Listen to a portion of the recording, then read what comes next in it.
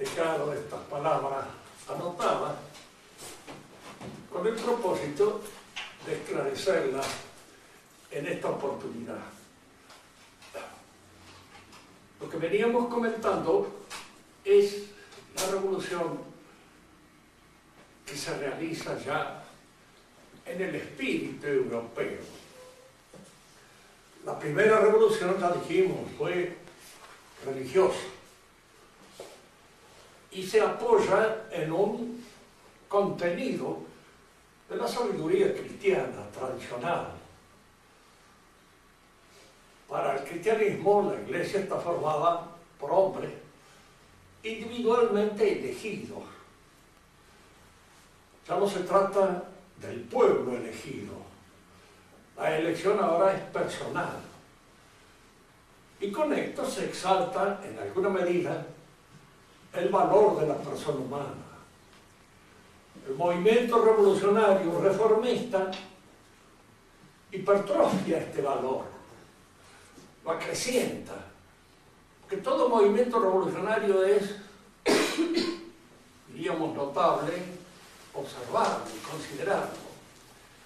Se funda siempre en las verdades de fe, pero a las que hipertrofiándolas, sacándolas del quicio religioso, sobrenatural, en el que estas verdades están inscritas y aparecen, digamos así, formuladas de una manera precisa, la convierten en un elemento de destrucción, de discordia. Basta exaltar la personalidad, hipertrofiarla para caer en el personalismo. Y el personalismo es, en alguna medida, uno de los elementos revolucionarios más primitivos, los que primeramente se dan. La revolución hecha por Lutero consiste simplemente en destruir el orden de la Iglesia, exaltando el valor del individuo en la interpretación de las formas o en la interpretación de la fe. La fe ya no es aquello que la Iglesia enseña, sino es una actitud personal, es una actitud interior, subjetiva. Soy yo el que estoy convencido de que Dios me ha elegido, y esa elección viene precisamente en que yo así lo creo, y porque así lo creo, en alguna medida así es. Fíjense que incluso Lutero, por ahí en algunas de las muchas cosas que dijo algo parecido a esto, que Dios es lo que está en la fe. Sin la fe no hay Dios. Él no quería negar la existencia exterior, extramental de Dios, sino quería decir que Dios se revela en la interioridad de la persona, en la conciencia del hombre. Allí se manifiesta, allí se revela. Entonces, indudablemente, si yo quiero estudiar o considerar lo que es Dios, ¿dónde debo buscarlo? Pues la interioridad de la conciencia, porque es allí donde se manifiesta. Si ustedes observan, en la interioridad de la conciencia hay un sentimiento, indudablemente propuesto, creado, por la presencia de estos dogmas de fe a los cuales nosotros adherimos. Si adherimos a la palabra de Dios y Dios son una sola cosa. Aquello que enseña la Iglesia de la inhabitación de Dios en el alma está dado precisamente por esa adhesión a la palabra. La palabra de un hombre y el hombre que la pronuncia tienen una solución de continuidad, porque el hombre no es su palabra. Y la palabra no es el hombre puede mentir, puede decir cualquier cosa, puede engañar. Dios no engaña. La palabra de Dios es Dios. Y cuando yo la acepto por la fe, es indudablemente a Dios a quien incorporo a mi realidad. Es eso lo que la Iglesia llama dogma, la inhabitación de Dios en el hombre, a través de su palabra. Pero indudablemente la palabra de Dios es algo que viene de afuera, a la cual yo adhiero merced a la enseñanza del magisterio eclesiástico. A partir de Lutero, y siguiendo la línea protestante, la palabra de Dios se manifiesta en la hondura, surge de la inmanencia del hombre, nace en el hombre, se propone en el hombre. No es algo que le adviene al hombre desde afuera, sino es algo que está, en alguna medida, creada por esa fe que el hombre tiene en la palabra divina. Si ustedes piensan bien, este sentimiento que se desarrolla en mi interioridad como consecuencia de mi adhesión a la palabra divina es un afecto, es una resonancia. Los afectos son resonancias de un impacto producido por una realidad exterior. Amo a una persona, la quiero, porque la conozco. Primero la conozco y luego la quiero, porque produce esa resonancia en mi interioridad. Si yo quiero conocer a la persona que amo, no es a mi interioridad a la que voy a recurrir, porque en mi interioridad no está la persona que amo, está la resonancia, el afecto sentimental que esa persona puede producir, pero que no es esa persona. Dios puede provocar en nosotros un sentimiento, a veces muy agudo, a veces mucho menos agudo, que yo puedo creer en Dios. Y a mí me pasa eso, o sea, la sensibilidad a veces no está en correlación con la fe, porque creo, pero siento poco, y no siento mucho, de manera que el elemento afectivo en mí es débil, no es ese elemento pasional que en algunos santos, en algunos hombres se produce de una manera muy intensa. Nosotros nos encontramos con que posteriormente a esta, diríamos, revolución del cambio de la fe objetiva en la fe subjetiva, se provocan todos los movimientos intelectuales que nacen de esta situación y que van a dar paso a eso que acostumbramos a llamar el modernismo. Fíjense que nosotros estamos viviendo ya en la época postmoderna, así se la llama.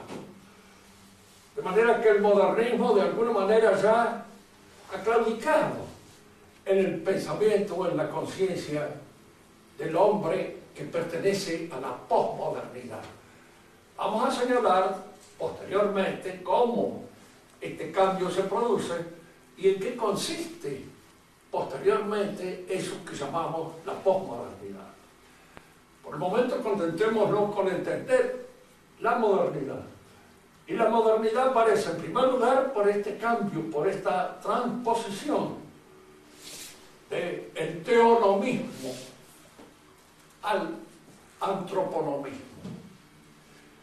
Siempre ustedes habrán oído decir, y se repite hasta en los manuales más insignificantes, que la Edad Media fue teonómica y que la Edad Moderna es antroponómica. Indudablemente hay en este esquema, por reducido que sea, una verdad grande que hay que tratar de entender. ¿Por qué decimos que la Edad Moderna es antroponómica? Porque los elementos legales que constituyen incluso el universo dependen de mi interpretación del universo. Tratemos de dar una ilustración más firme, más clara, para entender mejor esta noción. Camilo veía el universo en su época como un mecanismo. Posteriormente es Newton el que lleva a la representación más efectiva y terminante de este mecanismo que ya se insinuaba en Galileo. La discusión de la Iglesia con Galileo no es eso de el pulse mueve. Esas son imbecilidades que nos han enseñado a nosotros desde un ámbito anticlerical muy absurdo. Galileo no descubrió nada nuevo, pero al interpretar el universo como un mecanismo, daba la impresión de que la providencia ya no hacía ninguna falta. Porque conociendo el mecanismo, yo conozco las leyes intrínsecas que lo manejan, que lo hacen entender. Y estas leyes intrínsecas, indudablemente, de un mecanismo, son leyes que pueden ser leídas y configuradas matemáticamente. Ustedes saben que la matemática es una ciencia que, no digo totalmente inventada por el hombre, pero sí hecha un poco a la medida del hombre. Las leyes mecánicas, las leyes matemáticas, son leyes que están regidas por una forma de pensar o de entender que es ya de por sí antropológica.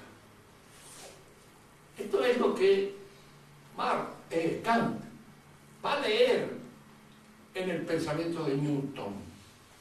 No se olviden que Newton es el que inspira la filosofía de Kant.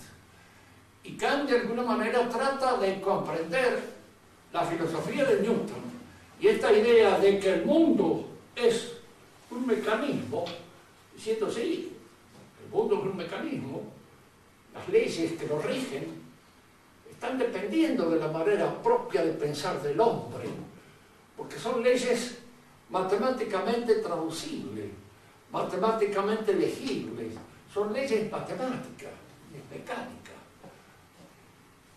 Dentro de este mundo todavía Dios no desaparece. Kant cree en Dios, pero indudablemente no cree que lo podamos conocer. Y no cree en la posibilidad de las pruebas acerca de Dios. Dios es algo que está en nosotros, está en nuestra interioridad. Pero ese estar en nuestra interioridad es un estar sentimental. Con posterioridad a Kant va a ser otro pensador alemán el que va a sacar este pensamiento, esta idea de que a Dios lo conocemos a través del sentimiento.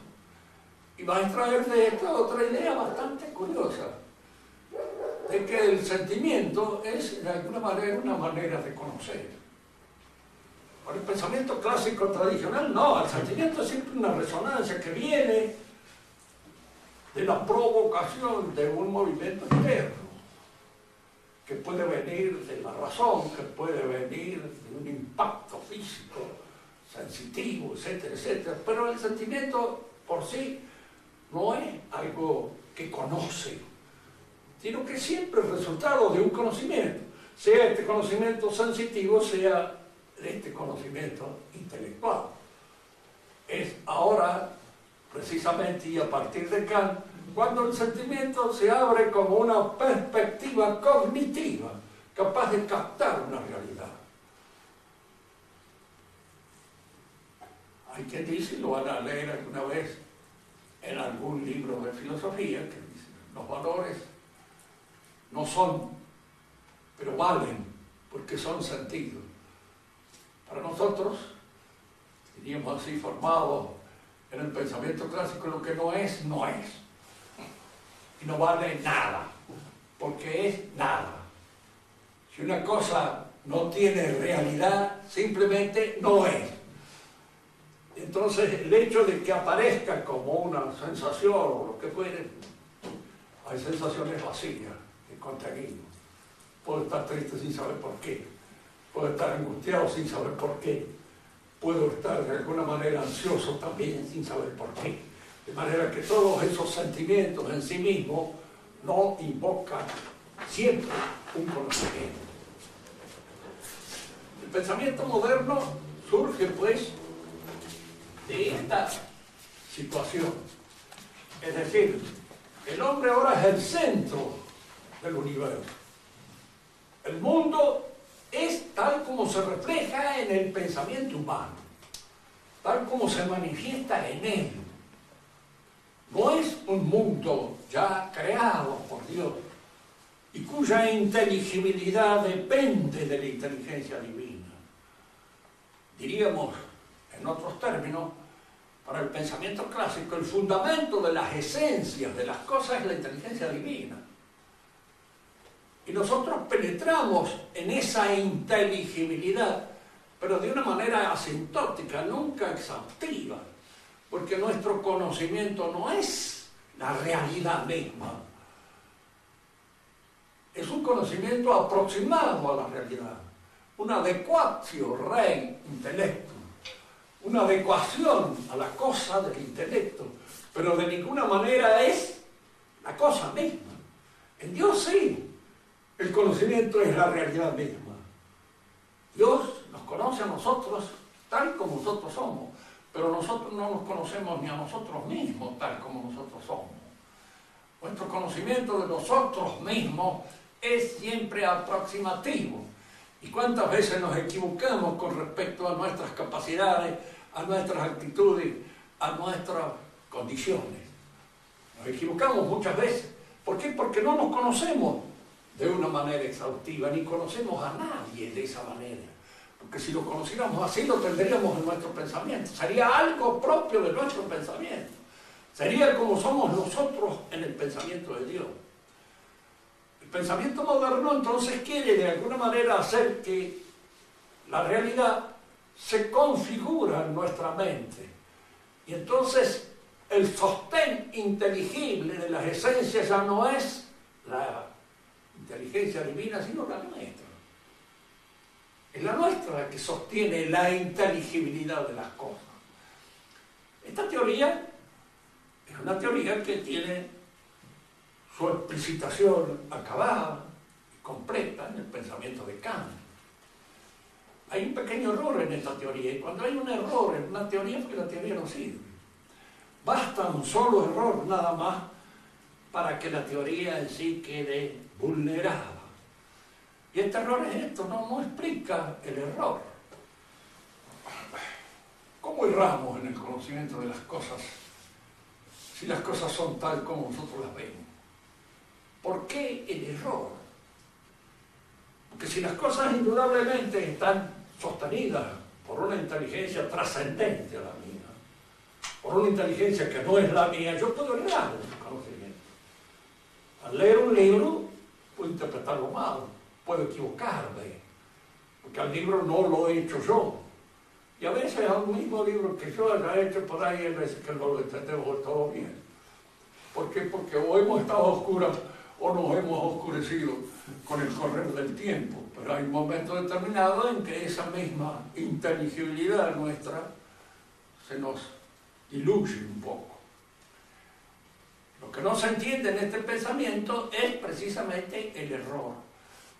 Y como esta teoría en sí mismo no puede dar cuenta y razón de todo lo que es, porque no da cuenta y razón de un fenómeno que se aparece, comienzan los sucesores a hacer una crítica de este pensamiento. Y en esta crítica que hacen sus sucesores es donde nosotros vemos cómo el pensamiento moderno va evolucionando. Ya hemos dicho, para acá lo único que nosotros podemos conocer son fenómenos, apariencias sensibles, que nuestros sentidos captan. Y luego nosotros podemos, al ir conformando esa realidad tal como la vemos, tal como aparece en nuestra mente, dándoles una inteligibilidad que está dependiendo de nuestro modo de conocer, no del modo de ser de las cosas, sino de mi modo de conocer. Esa silla se me aparece como un fenómeno sensible que está realizado allí, fuera de mí. Si yo le digo acá, mire, esto está realizado fuera de Kant, dice, sí, es cierto, dice, así lo veo, así lo intuye mi pensamiento. Es decir, no queda desfondado el pensamiento de él, porque que esté fuera de mí, así se me aparece. Que esté independientemente de mi pensamiento fuera de mí, no puedo saber, yo lo sé cuando conozco. Y al conocer está en mi pensamiento. Y en mi pensamiento está como si fuera una cosa independiente de mi pensamiento. Pero así está en mi pensamiento. Pretender en cierta manera a veces corregirlo a Kant, tomando su punto de partida, es uno de los errores en que han caído muchos escolásticos. ¿Por qué error? Porque no se lo puede. Si uno toma el punto de partida de él, está frito.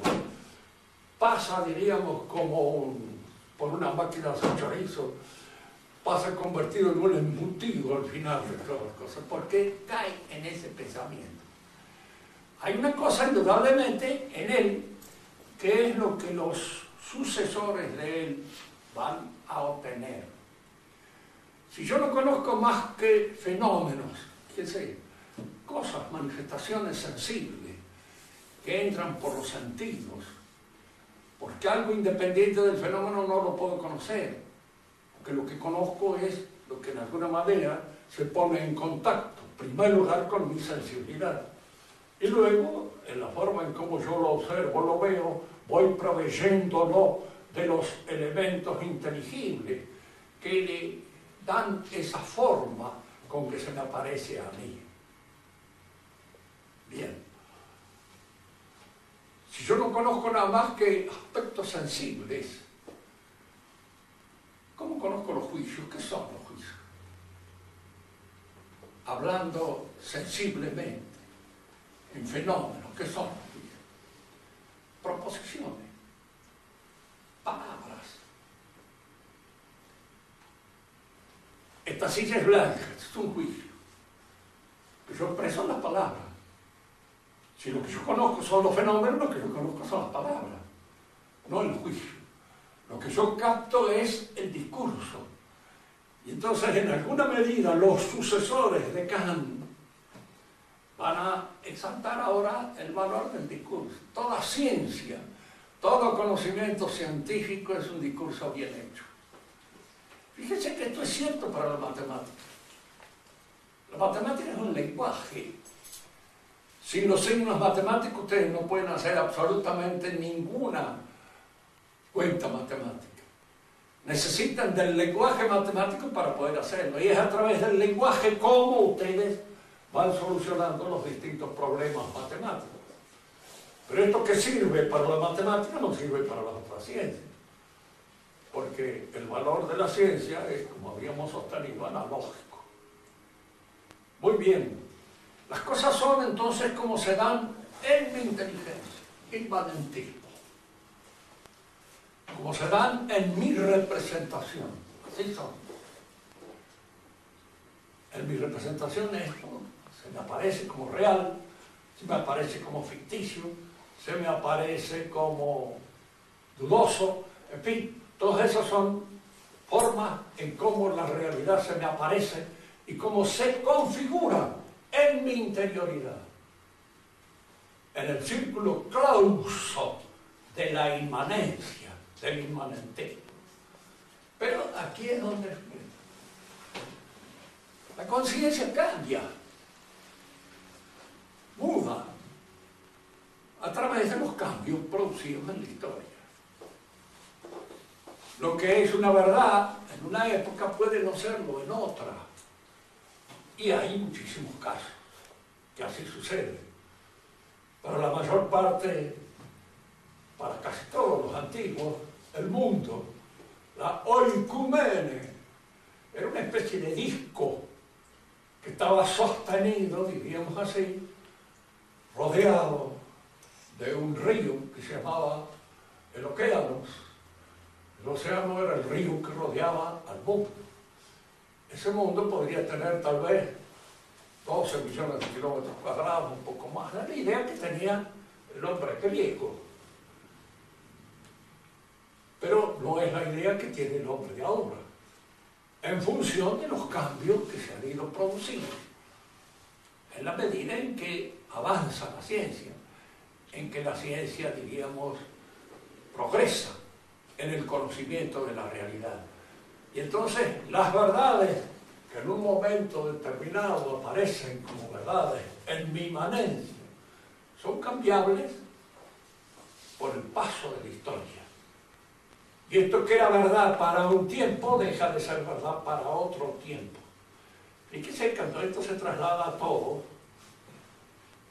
ya empezamos nosotros a encontrarnos frente a ese error que se llama el historicismo. ¿Por qué no se traslada a todo? La pregunta al principio es sencilla. Si usted cree que toda verdad está determinada por el tiempo histórico, esa verdad que usted acaba de pronunciar está determinada por el tiempo histórico. Si está determinada por el tiempo histórico, es una verdad que corresponde a nuestra época, pero antes podía ser de otro modo. Pero yo la pronuncio como una verdad universal, porque considero que es así para todos los tiempos. Y si esta verdad aparece en mi mente como válida para todos los tiempos, estoy rompiendo un poco el historicismo en el cual yo me muevo. De cualquier manera, hay acá un hecho. Efectivamente, la conciencia cambia, se modifica como consecuencia del paso de la historia. Esta modificación, este cambio de la conciencia del paso de la historia es lo que se llama evolución, evolucionismo. Fíjense que la palabra evolucionismo fue inventada por Spencer recién en el siglo XIX, pero existía de antes. Darwin no lo inventó, Darwin no habló nunca del evolucionismo. Se le ha atribuido posteriormente porque la palabra ha sido sacada de Heriberto Spencer, pero no de Darwin, él no la pronunció. Pero de cualquier modo, ya en el siglo XVIII nosotros nos encontramos con una idea evolucionista del hombre. Esta idea aparece, por ejemplo, en Condorcet y aparece también en Augusto Comte. Condorcet dice que la sociedad humana es como el hombre mismo, una época infantil, una época de madurez. Se olvida de decir que hay una época de senilidad. No lo dice. Es un cierto optimismo que permanece en esta época. No aparece esa idea. Con posterioridad va a aparecer, pero ya está en el tiempo postmoderno. Cuando aparecen también las sociedades como pudiendo cantar de una forma, diríamos así, frontal, muy bien hecha, muy bien escrita y muy bien pensada en el libro de Oswald Spengler, La decadencia del Occidente. Es donde él expresa ya esta decadencia o este aspecto senil de una civilización, de una sociedad. Pero en el siglo XVIII todavía no se había descubierto, porque el siglo XVIII creía que esa evolución era siempre progresiva. Como diría la canción de los italianos, cada vez es mejor y mejor. Cada tiempo es mejor que el anterior. Hay una cronolatría. Yo puedo estar tranquilo que soy mejor que mi abuelo. ¿Por qué? Porque he nacido después de recibir una serie de elementos que me hacen mejor que él. Y posiblemente mis nietos sean mejor que yo. De manera tal de que nosotros vamos así, evolutivamente, adquiriendo un perfeccionamiento que nos viene un poco de suyo, como consecuencia de esta evolución progresiva que va provocando en el hombre un mejoramiento de sus condiciones, un mejoramiento de sus aptitudes. Ahora hay un problema aquí que se plantea, fundamental para el hombre de esta época. Si no hay Dios, por lo menos no hay Dios conocido. La gente puede creerlo, pero ya eso ha pasado a ser una cuestión puramente personal. Este cree en Dios, aquel no cree en Dios, aquel se cree en la mitad, el otro cree tres cuartos. Son cosas puramente individuales, personales. Pero si Dios ha desaparecido del concurso de nuestra existencia práctica, de nuestra vida, ¿en qué fundamos la autoridad? ¿En qué se funda la autoridad? Para una época, para nosotros, la autoridad venía de Dios. Hemos señalado aquí en otra oportunidad cómo esta frase, este principio, tiene una confirmación en un riguroso proceso de captación filosófica.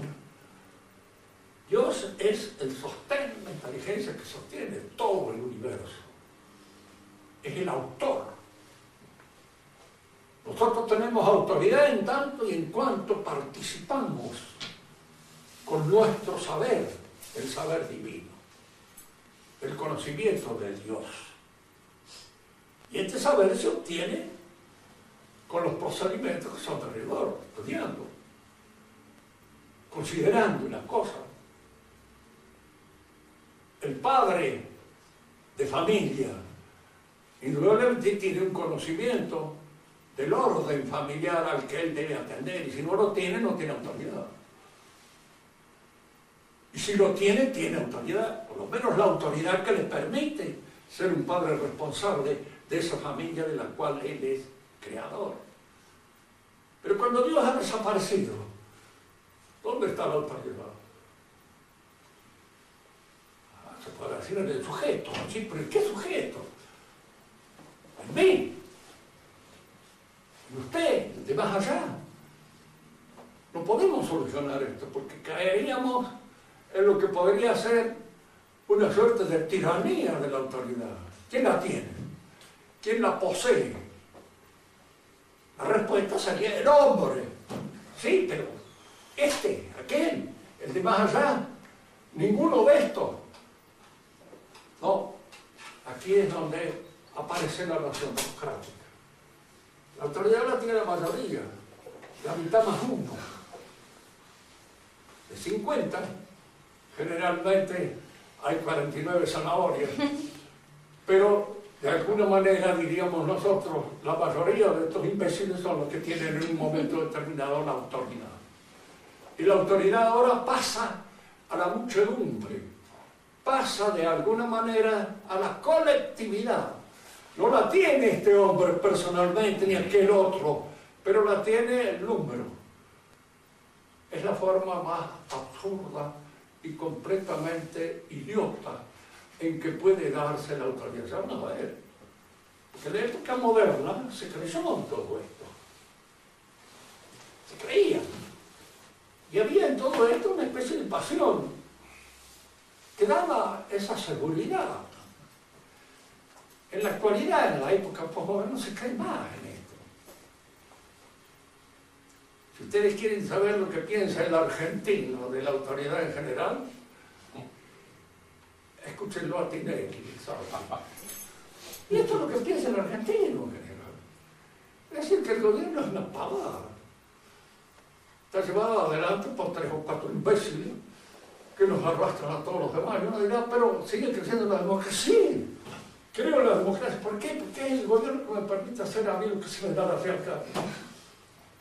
Y cada uno de nosotros es en ese sentido un ser absolutamente libre, despojado de toda verdad superior y que puede hacer lo que quiera. Fíjense que esto, que es muy posmoderno, yo lo encontré escrito en un libro de la Paul France hace muchos años, donde él aparecen 2 personajes así muy bien descritos en ese libro que se llama El Olmo del Paseo, el mejor de los que tienen la Paul France, los demás no son recomendados, pero ese sí, porque está muy bien hecho. Él pone a un católico aspirante a obispo, pero aspirante por la gente tradicionalista y legitimista, que es la que lo sustenta. Pero tiene que pasar por las horcas caudinas del gobierno. Y el gobierno es masón y democrático.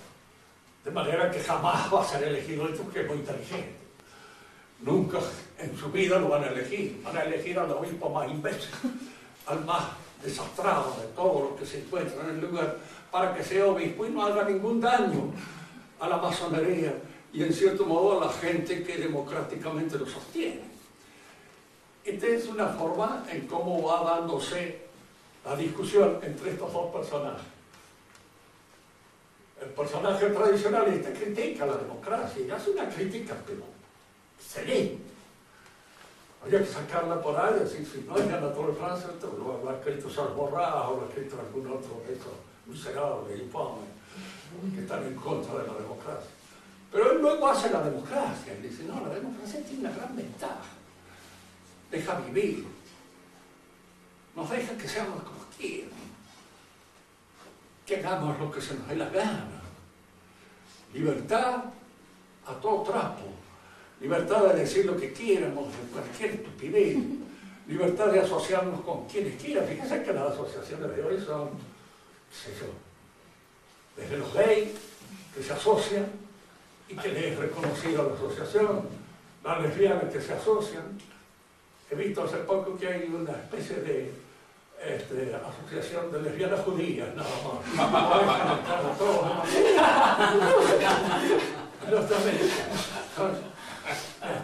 Son lesbianas judías, nada más. Las otras no entran en ese caso, porque hay una asociación de gordos, asociación de flacos, asociación de feas, asociación de imbéciles no, porque son muy imbéciles cuando darse cuenta de que uno es un imbécil.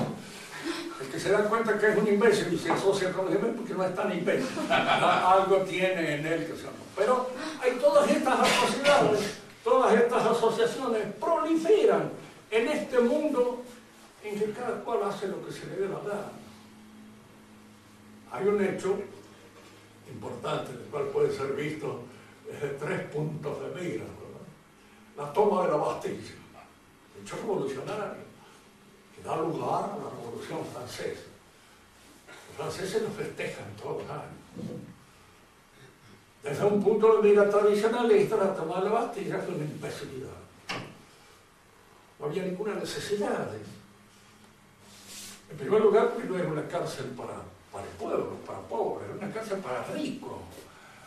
No iban a esa cárcel nada más que los ricos, los cruceros, los agiotistas, algún marquesito como el marqués de Sade, que se le había ido la mano en el tratamiento de alguna loca que le había tratado demasiado mal y que los mismos padres le dijeron, bueno, lo vamos a meter un tiempo ya en la Bastilla para hacer que se le pase. Y lo pusieron ahí. Los pobres no podían tener ningún problema con la Bastilla porque no iban ellos a parar ahí.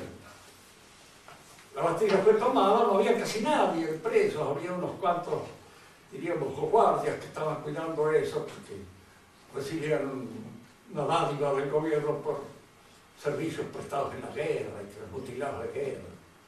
Tomaron la Bastilla porque el gobernador, que sabía que no había nadie, les abrió la puerta. Si no, no la toman, nunca.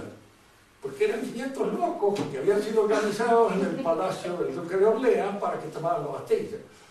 Esta es la versión, diríamos así, de los malditos. La versión en la cual yo puedo estar inscrito como buen maldito plata. La versión revolucionaria hay que leerla en Michelet, sacar la tela. Nunca he visto una cosa más imbécil. No, Michelet no era ningún imbécil. Y era un tipo inteligente y que escribía muy bien, pero creía en esas cosas. Ese día el pueblo se levantó con una idea escrita en la cabeza: tomaremos la Bastilla, y con la caída de la Bastilla habrá caído el símbolo del despotismo, de la tiranía, etcétera, etcétera. Todos los pueblos podrán pensar desde hoy en adelante que podrán ser libres, etcétera. Esa era toda la Bastilla. Ahora, si usted le pregunta a un francés de esta época, postmoderno, y le dice, pero si no la Bastilla no había nadie, pero no importa, ¿qué importa? O lo hubieron preso, ¿qué interés? Un día de farra.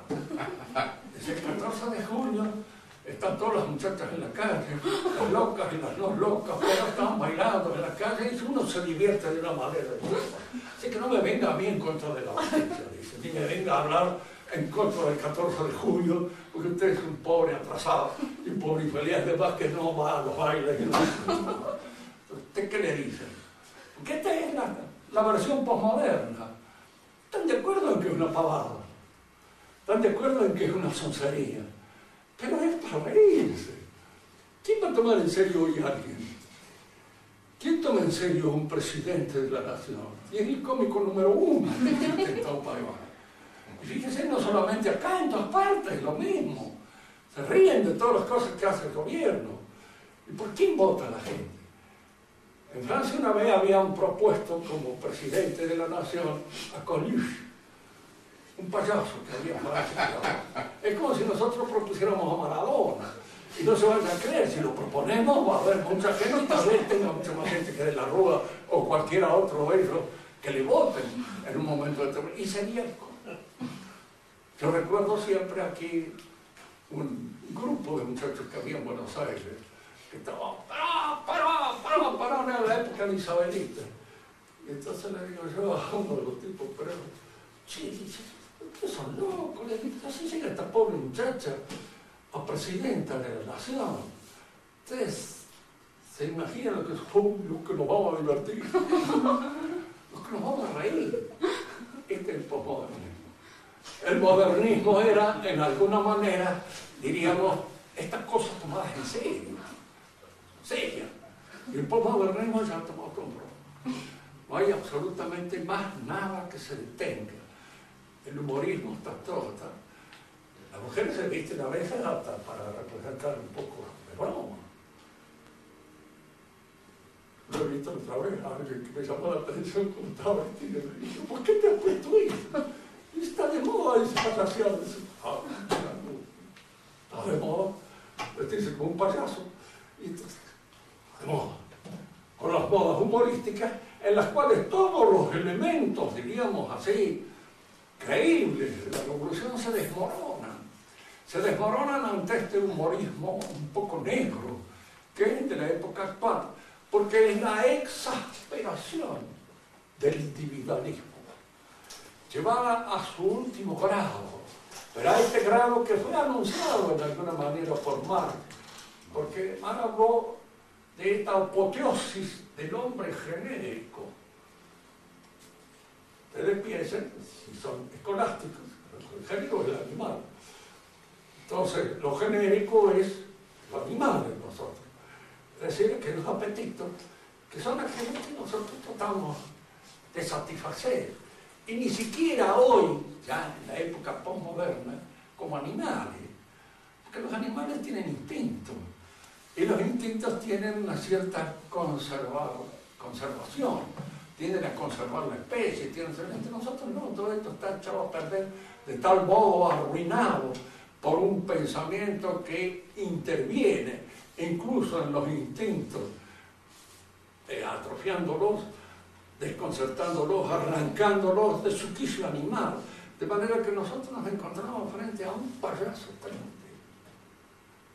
Ese es el hombre postmoderno y el hombre de hoy. Bien, vamos a hacer una pequeña referencia a qué son y en qué quedan las verdades cristianas cuando pasan a través del temiz de todas estas formas de concebirlo. La fe se convierte en fe subjetiva. Es lo que yo creo. Si yo trato de encontrarme con Dios, de considerarlo, de buscarlo, debo examinar en el fondo de la conciencia, en el inmanentismo, el sentimiento, la pasión, lo que fuere, que provoca la idea de Dios en cada uno de nosotros.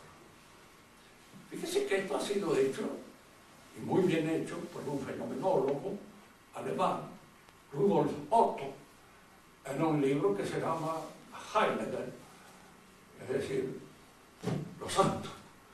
Lo traducimos nosotros como los santos. El estudio o la consideración de los santos. Tuvo mucha repercusión en el mundo intelectual este libro. Pero allí es donde hay que ver. Si yo estudio el hambre, puedo a través de esa sensación de hambre encontrar y descubrir el alimento. O me voy a encontrar con que no he descrito nada más que el hambre. Porque claro, el hambre de Dios la idea de tener a Dios, eso que constituye el sentimiento de la religiosidad, eso no me entrega a Dios. Y fíjense que en alguna medida esto se ha deslizado ya a la enseñanza de los papas, de los más modernos, el último que tenemos. Habla siempre de un tono tan ambiguo que no puede entenderlo de ninguna manera. Como me decía un profesor español, dice, no, pero hay que entenderlo bien, sí, como usted lo entiende. Claro, no. Si no lo entendemos usted, explíquelo usted. Y entonces después díganos que no es la Papa que tenemos que leerlo, es a usted. Porque usted es el que lo ha explicado bien. El Papa no lo ha explicado bien y entonces no lo podemos entender bien, podemos entenderlo mal. Podemos entenderlo de cualquier manera, pero es donde a veces se da esta, diríamos así, posible confusión como causa de que para él, por ejemplo, una religiosidad es un sentimiento que puede expresarse en esta, en aquello, en la otra religión. Por eso para él todas las religiones son equivalentes. No hay una religión verdadera. No lo dice así con estas textuales palabras. Si lo dijera así, caería en una herejía formal. No lo dice, pero lo da a entender. Sobre todo al hablar de libertad religiosa y al proponer las otras religiones como religiones verdaderas. ¿Lo son o no lo son? ¿Son falsas o son verdaderas? Si son la religión verdadera, basta. Es la que estamos nosotros. Y si son falsas, hay que decirlo. Son falsas. No son la religión verdadera. Entonces no basta tener hambre de Dios, sino que además hay que conocer. ¿Y cómo lo vamos a conocer? Sino a través precisamente de aquello que tiene autoridad para darlo a conocer. La Iglesia, siempre. Una verdad, Cristo resucitó entre los muertos. Ustedes la pasan por este también, el inmanentismo. Y entonces llega esta explicación que da Bullman. Resucitó para el que cree que resucitó. Y para el que no cree que resucitó, pues no resucitó. No entiendo que usted le pregunte, pero ¿resucitó o no resucitó? Podemos nosotros tener la seguridad de que la resurrección es un hecho histórico, preciso, controlable, capaz de ser explicado o no. Para ello, eso no se da. En el alma del creyente sí resucitó, porque en el alma del creyente es donde encontramos nosotros eso que hoy se llama la visión, la vivencia de que Dios ha resucitado. ¿Nació de Santa María Virgen o no? Bueno, en esa época la gente podía creer en esas cosas, de alguna manera. En la actualidad es imposible creerlo, porque nosotros después de haber recibido, de alguna manera, el condicionamiento de las nuevas ciencias, sabemos que eso no se puede dar. Es inútil que usted le diga, mire, fíjese que en el pensamiento tradicional, si bien la Virgen concibe por obra y gracia del Espíritu Santo, toda mujer que concibe, aún en su relación con el hombre, cuando concibe esa concepción, es algo en la cual Dios ha hecho la persona que va a surgir y que va a nacer de su seno. De manera que no era un pensamiento tan extravagante como se le ocurre a usted que puede ser. El pensar de que el mismo Dios puede crear ese ser o ese individuo en el seno de una mujer sin necesidad de la intervención instrumental del hombre. Y a darse. ¿Por qué no? Si usted cree que todo el que ha nacido por obra, de alguna manera, de Dios nuestro Señor, que interviene en la creación del germen, lo otro es relativamente fácil llegar a entenderlo y no encontrar allí una dificultad inmensa, absoluta, insalvable, que la ciencia hace imposible.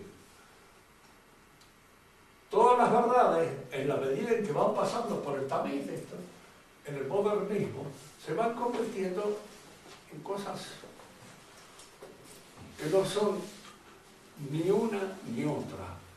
es decir, en cosas confusas, en cosas, diríamos así, deleznables, como consecuencia de la influencia de este pensamiento moderno dentro de la Iglesia, que se da ahora precisamente.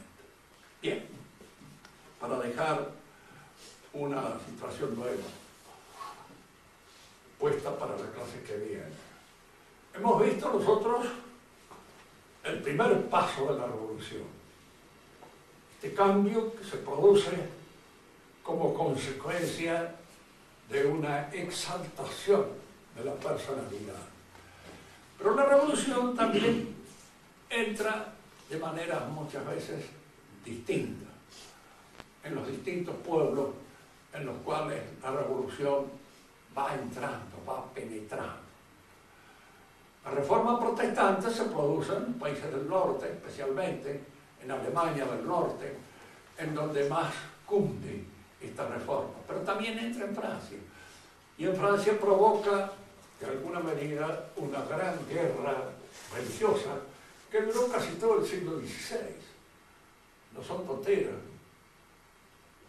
Hay allí un medio paisano mío, porque yo soy medio viernes, por ahí con una que se llamaba Blas de Monde. Él dice que desde París a Alvear no había un árbol donde él hubiera colgado un protestante. había trabajado con mucha dedicación y con mucho gusto en el trabajo ese de locación de los protestantes. Pero en Francia, fíjense que aquí es donde se produce una cosa que es extraña, porque va a dar nacimiento posteriormente a la consecución de la revolución. En Francia se llega a un acuerdo entre protestantes y católicos. Y este acuerdo se basa sobre la unificación de la monarquía francesa. Es el poder político ahora el que establece el acuerdo. No es un acuerdo religioso, es un acuerdo político el que se produce en Francia. Indudablemente esto va a provocar en los franceses esta exaltación del sentimiento nacional que tanto daño le hizo a Francia y que tanto daño hizo a la cristiandad en general, como consecuencia de esta exaltación de su nacionalismo. En Francia es el nacionalismo francés el que de alguna manera, diríamos, atempera los efectos de la revolución protestante y al mismo tiempo salva un cierto orden en esta sociedad que en Francia alcanza su punto culminante con el gobierno de Luis XIV. Bien. Pero es en Francia donde posteriormente estalla la revolución. España queda un poco al margen de este proceso, como consecuencia que se defiende mucho mejor de la invasión de la reforma, rechaza y acrecienta, digamos así, sus sentimientos cristianos, en función de las cuales no hay que creer con esto a veces, porque nosotros resaltamos muchas veces el valor de España y nos olvidamos de que España es un país que ha sido el resultado de 3 religiones universales que se dieron así. Hubo muchos judíos, muchísimos, y que incluso intervinieron a veces hasta en la nobleza española. Alfonso, el esposo de Isabel, tenía sangre de judío. A Isabel la quisieron casar en alguna oportunidad con un judío muy importante que existía en aquella época. En fin, no se logró esto. Y después estaban los musulmanes, que también tuvieron gran influencia. El catolicismo triunfó, pero triunfó sobre estos elementos que quedaron, en alguna manera, diríamos, en función de una protesta.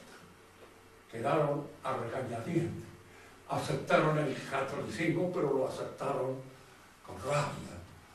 Se les impuso. Y siempre que hay alguna revuelta o un movimiento, como pudo ser el de la guerra civil última, la cual, en fin, nosotros lo hemos visto casi yo tenía ya 20 años cuando estalló esa guerra civil, de manera tal de que he oído todo lo que había que oír. Pero esa guerra civil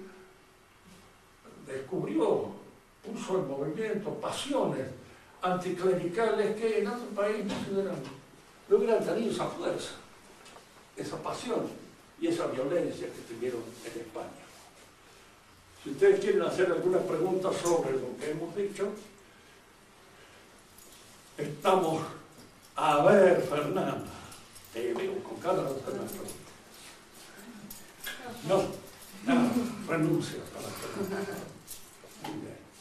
No va a ser cualquiera, una observación, señor. La chilindrina.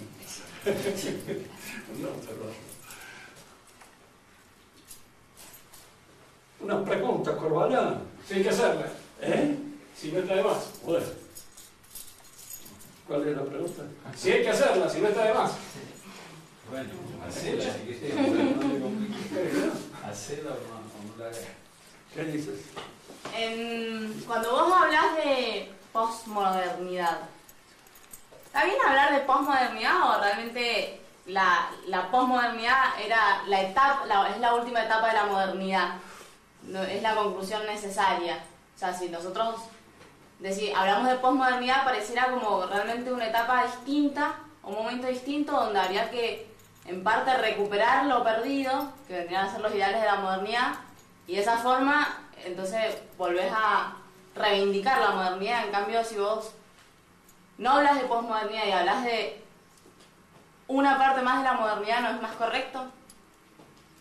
No, lo que pasa es esto, muchas veces estos principios espirituales que se viven se gastan.